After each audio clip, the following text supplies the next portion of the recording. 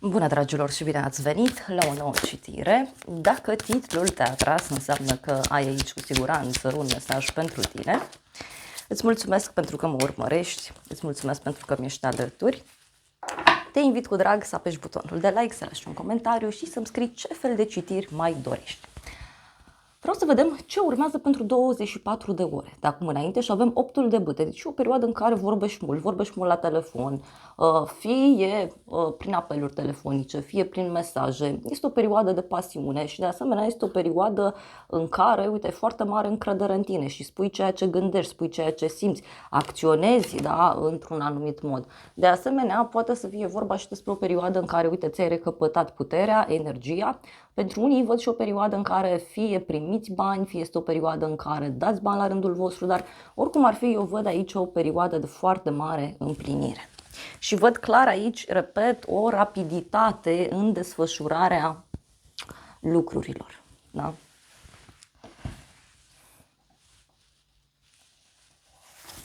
Așa. Pentru tine, în plan personal, avem Steaua, o conexiune cu zodia Vărsător. Discutăm și despre un nou început pentru tine. Uite, e un moment în care e foarte mare speranță. Pentru unii poate să fie și un adevăr pe care l-ați aflat recent sau poate să fie și o perioadă în care intuiția ta funcționează foarte, foarte bine, pentru că văd clar aici un moment al adevărului, un moment în care tu vrei să te apropii mai mult de tine, de sufletul tău. E ca și cum este o perioadă în care ești mult mai autentic sau mult mai autentică, dar eu văd aici foarte multă răceală. Apoi avem 10 de cupe. Uite, se pare că apare o veste bună privind casa și familia, dar mai văd pentru unii dintre voi că dacă aveți o anumită speranță, aceasta se îndeplinește. Fie are legătură cu iubirea, fie are legătură cu prietenii, fie are legătură cu un proiect, dar în unele cazuri poate să fie și o perioadă mult mai luminoasă pentru casa ta, pentru viața ta personală. Hai să vedem despre ce este vorba. Da, motanul deja se uită urât la mine. Hai să vedem. Bun, și avem așa. Steaua a venit clarificată de 4 de spade, deci poate să fie și un moment în care visezi aici la o vacanță, la un moment de relaxare. De asemenea, poate să fie și o perioadă în care ești mult mai relaxat, este o perioadă în care vezi lucrurile mult mai clar. Și are legătură, uite, cu o așteptare mare, are legătură cu ceva din trecut. Pentru unii poate este ceva legat și de sfera financiară. Hai să vedem. 10 de cupe, ce spune?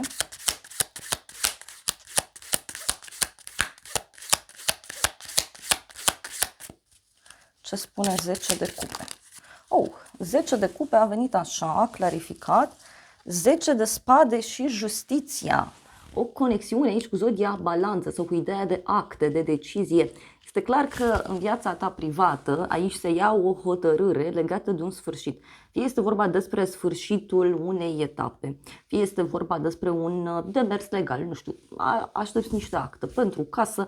Pentru alții dintre voi, uite, poate să fie vorba și despre o perioadă în care lucrurile încep să arate mult mai bine. Da? Dar ce văd e clar aici un sfârșit fără dar și poate, da? Un sfârșit inevitabil pentru tine.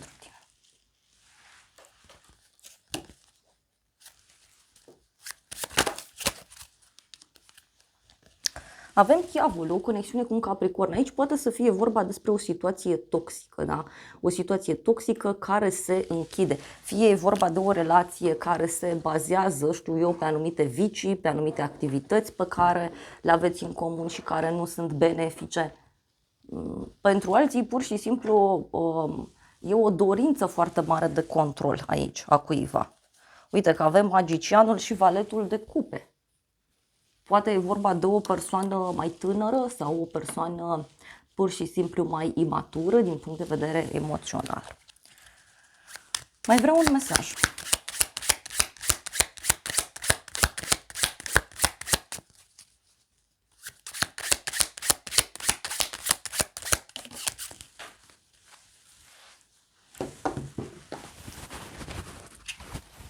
Îndrăgostiții. O legătură cu zodia Gemeni. Aici ce văd eu e foarte multă atracție. Foarte multă atracție, foarte multă pasiune, dar Se vede aici, uite, și o alegere cu îndrăgostiții, da? O alegere între minte și inimă. E o relație, nu știu, care părea sau încă pare destul de greu de rupt, însă lucrurile aici mai mult sunt la nivel mental, da? Bun. Apoi, profesional sau financiar, avem 6 de bâte. O victorie pentru tine. Este o perioadă în care îți iese un proiect la locul de muncă sau este o perioadă în care pur și simplu lucrurile se desfășoară mult mai bine în viața ta. Mai văd de asemenea și mai multă vizibilitate pe care o poți avea din punct de vedere profesional sau financiar. Iar apoi avem aici 9 de spade. Posibil aici ca în curând să fii puțin stresat sau stresată, poate în legătură cu o presiune, poate în legătură cu o activitate importantă, poate pentru unii să fie pur și simplu un moment în care aveți mai mult de lucru și asta vă poate stresa, pentru că văd aici foarte multă activitate mentală. Uite, avem cavalerul de spade. Aici poate să fie o confruntare, dar poate să fie și o perioadă în care, uite, ai foarte mare încredere în tine, știi cum să acționezi. Este vorba despre o persoană care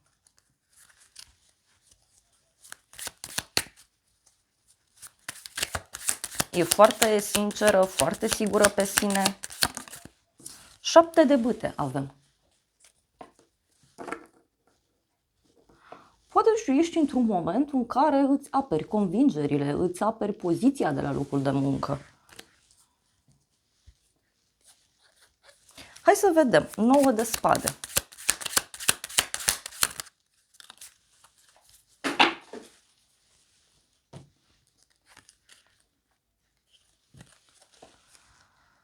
Trei de cupe, 5 de monede. Uite, aici poate să fie vorba despre o bucurie pe care o ai, pe de o parte, dar pe de altă parte văd aici foarte multă singurătate. Pentru unii dintre voi poate să fie și oarecare stres aici pe care îl aveți din punct de vedere profesional în legătură cu o petrecere, în legătură cu o întâlnire.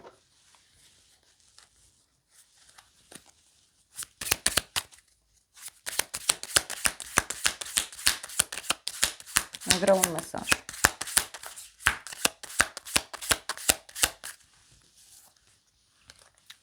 Asul de spade.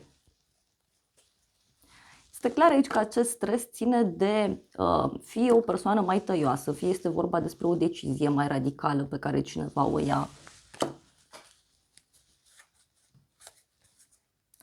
Pentru că văd aici o persoană ușor supărată. Poate să fie cineva din apropierea ta. E ca și cum stresul ăsta vine din plan personal. Uite, avem luna, o legătură cu zodia pești. Este o oarecare teamă pe care eu o văd aici. Surpriza în toată povestea asta, regina de spade și 4 de cupe, o conexiune cu o zodie de aer, Gemeni, Balanță, Vărsător. Surpriza, dragilor, are legătură cu o persoană foarte rece, detașată. Poate să fie vorba despre o femeie care lucrează cu mintea, poate să fie vorba despre o femeie care pur și simplu e plictisită de viață, e obosită, dar poate chiar, cine știe, surpriza să aibă legătură și cu un refuz pe care fie tu îl dai către cineva, fie cineva te refuză pe tine. Dar este clar aici un refuz. Hai să vedem. Regina de spade, ce spune? Care-i surpriza? Cinciul de spade avem. Temperanța și 3 de monede. Surpriza are legătură cu o persoană care tot a amânat. Da? O persoană care tot a amânat să facă ceva, să meargă undeva. Regina asta de spade poate să fie, uite, chiar copleșită de ideea aceasta de amânare. Dar, pe de altă parte, 3-ul de monede îmi arată că cineva totuși pune osul la treabă aici. Eu cred că în unele cazuri poate să fie și o rezolvare care se găsește într-o situație.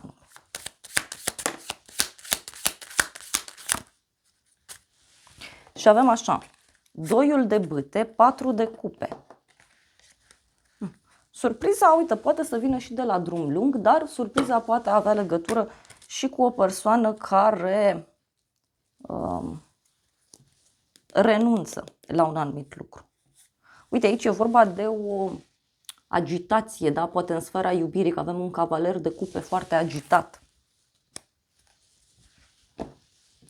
Hai să vedem ce spune tarotul meu în legătură cu surpriza. Și avem așa, un noroc neașteptat, te dorește cineva și o persoană plăcută. Pe neașteptate, se pare că persoana aceasta, chiar dacă pare mai dură, uite, poate să fie cineva care zice, uite, gata, recunosc că ai dreptate. Sau poate să fie vorba și despre o persoană care pur și simplu trece, da, prin niște momente aici conflictuale. Și avem așa, un noroc și proces și judecată. Surpriza are legătură cu un noroc foarte mare pe care l-ai de la femeia asta, chiar dacă ea pare dură, chiar dacă ea pare... E ca și cum cineva se îmbunează, da? Cuiva îi trece supărarea sau cineva recunoaște un anumit lucru. În unele cazuri poate să fie vorba și despre cineva care, nu știu, dă la pace. Da? Poate a fost o femeie, da? Care, nu știu, s-a simțit constrânsă la locul de muncă, într-o prietenie, undeva anume. Și acum femeia asta e ca și cum iartă tot, dă la spate, dar nu cu inima deschisă. E ca și cum zice, hai, treacă de la mine.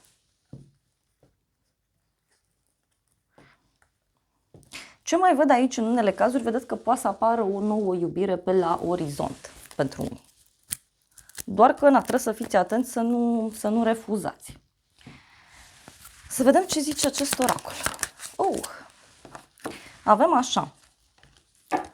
O durere de inimă, o inimă frântă, o persoană supărată cu inima frântă, o persoană care se simte pierdută și o persoană care e puțin disperată. Aici pentru unii poate să fie vorba despre o separare. Poate femeia s-a trecut printr-o separare sau poate să fie vorba despre tine. Că e ca și cum zici, uite, nu mai vreau, da, să mă prietenesc, nu mai vreau să colaborez. Apoi avem așa, sabia și trandafirul, avem claritate, adevăr, revelații, onoare și determinare. Aici e o decizie foarte clară, foarte dură, e mai mult rațională. Iar apoi avem separare, a opri un pattern. Deci aici e clar că se oprește un pattern, da? O karmă se închide. Cineva zice, uite, nu vreau să mai trec prin asta. Poate pentru unii dintre voi să fie vorba despre o altfel de abordare a unei persoane. Și avem așa, un apel de dragoste. Cineva care își exprimă iubirea, cineva care oferă mesaje de dragoste, cineva care se gândește la tine și uite, poate să fie o persoană care te invită la o cafea. Sau poate să fie o persoană pe care o cunoști, da, la o cafea. Sunt certată.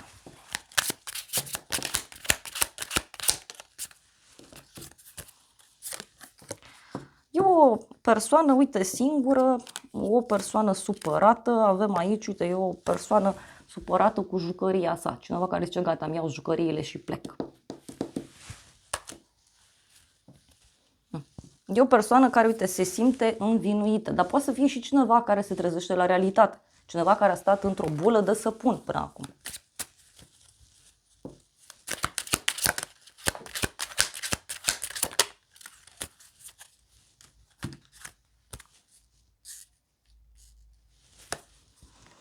Și avem așa, niște copii care aleargă și un joc. Eu cred că are legătură, repet, cu ideea de pace. E ca și cum dai la pace cu cineva.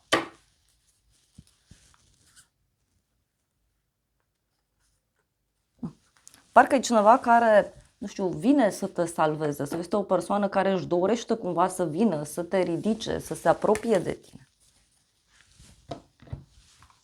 Să vedem ce zice acest oracol. Au ieșit două mesaje și avem așa, crucea. Crucea avem majestate, da? Dominație, putere și apoi avem mască, imaginație, secret. Poate surpriza are legătură cu o persoană care recunoaște puterea ta, cineva care recunoaște un anumit mod prin care ai abordat o situație. Apoi avem aur, da? Prosperitate, sănătate. E un lingou de aur.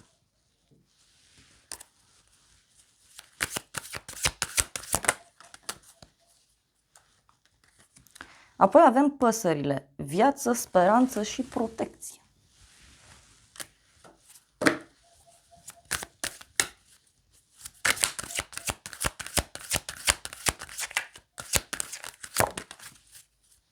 Din nou a ieșit lingoul de aur. Eu așa cred că surpriza are legătură cu o persoană care renunță la o luptă și atunci de aici vine abundența, de aici vine bucuria, de aici vine prosperitatea. Și avem cupă, deci noroc, feminitate, deci un noroc mare aici pe care l-ai printr-o femeie. Să vedem ce zice și acest oracol, ce mesaje importante ai pentru următoarele 24 de ore.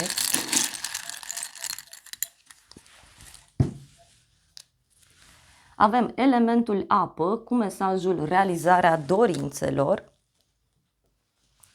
Avem aici natură, inițiala M cu mesajul miraj, amiază, odihnă. Ori undeva pe la amiază se întâmplă asta, ori este vorba despre cineva care are nevoie de odihnă. Iar apoi avem așa, iubire, chakra 4, noroc, planeta Jupiter, iar apoi avem cadou, călăuzire. Deci aici e clar, cred eu că are legătură cu un fel de noroc în sfera iubirii. E ca și cum se curăță ceva, se sfârșește ceva și începe o altă etapă. Pentru alții poate avea legătură cu un domeniu pe care îl iubiți. Pur și simplu. Dar e clar aici vorba, uite, mai ales cu Jupiter, da, este vorba despre ceva foarte mare.